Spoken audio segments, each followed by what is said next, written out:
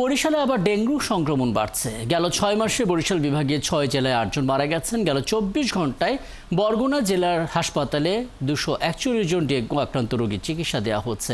বিভাগীয় স্বাস্থ্য তথ্য বলছে এ পর্যন্ত এই বিভাগের বরগুনায় 1680 জন, পটুয়াখালীতে 237 জন এবং বরিশালে 174 জন আক্রান্ত হয়েছেন।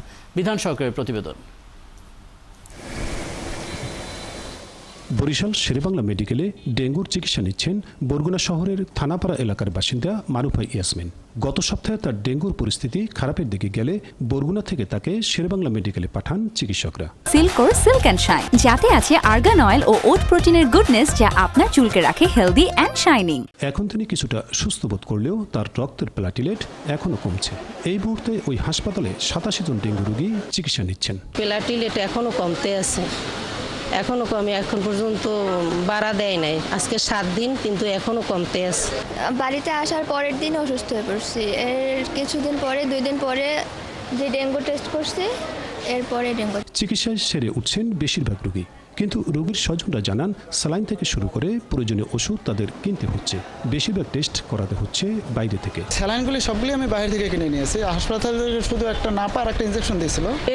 তো এই জায়গায় করে আর বাহিরে। শেরেবাংলা মেডিকেলের মেডিসিন বিভাগের সহকারী অধ্যাপক বলেন, ডেঙ্গু রোগীর জন্য 3 ধরনের স্যালাইন দরকার, কিন্তু সব ধরনের স্যালাইনের পর্যাপ্ত সরবরাহ হাসপাতালে নেই। এই 3 ধরনের স্যালাইন দেওয়া, এই জন্য একটা কোনো কারণে সংকট হলে আমরা দ্বিতীয় বিকল্প কিন্তু আমাদের সামনে থাকে।